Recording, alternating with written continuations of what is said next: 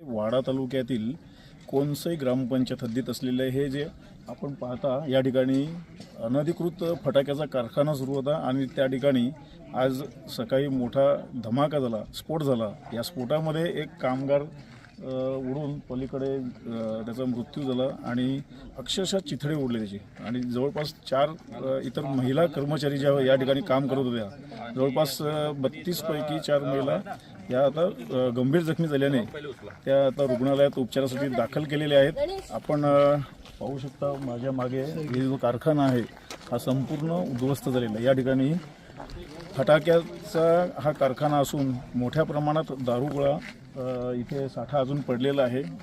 या ठिकाणी आता थोड्याच वेळापूर्वी वाडा पोलीस निरीक्षक दत्तात्रय केंद्रे तसेच येथील परिसरातील महसूल विभागाचे अधिकारी यांनी तातडीने भेट दिली। तहसीलदार असतील भाऊसाहेब बंधारे यांनी आता व्हिजिट दिलेली आहे। आपण बघता हे ॲम्ब्युलन्स आहे। या ॲम्ब्युलन्समध्ये आता जो मृत्यू पडलेला जो कामगार होता या घटनेमध्ये त्याचं शव या ठिकाणी ठेवण्यात आलेलं आहे आणि ते आता शव विच्छेदनासाठी नेणार आहेत।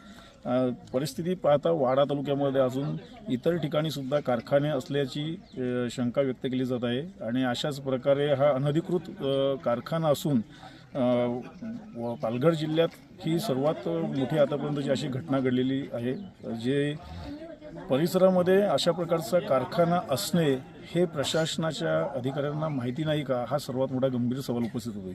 आपण माझ्या मागे पहा, अतिशय विकराळ स्वरूप आणि शेकडो ग्रामस्थ या परिसरामध्ये वास्तव्य करत आहेत आणि अशा ठिकाणी हा कारखाना अनधिकृतपणे या कारखान्याचं नाव देखील नाही आहे। त्याचप्रकारे या कारखान्यामध्ये कुठल्याही प्रकारची सेफ्टी म्हणजे एखादी हानी झाली किंवा आग लागली तर फायर सेफ्टी म्हणा किंवा कुठल्याही कामगारांच्या सुरक्षेचा विचारसुद्धा केलेला नव्हता। जवळपास 32 महिला या ठिकाणी काम करत होत्या। गेल्या 3 महिन्यापासून हा कारखाना सुरू होता असं सांगण्यात येत आहे महिलांकडून आणि आपण या संदर्भात चौकशी केली, सरपंचांना विचारणा केली तर त्यांनी सांगितलं की या कारखान्याला परवानगीसुद्धा दिलेली नाही आहे, म्हणजेच अनधिकृतपणे हा एवढा मोठा हा कारखाना इथे सुरू होता।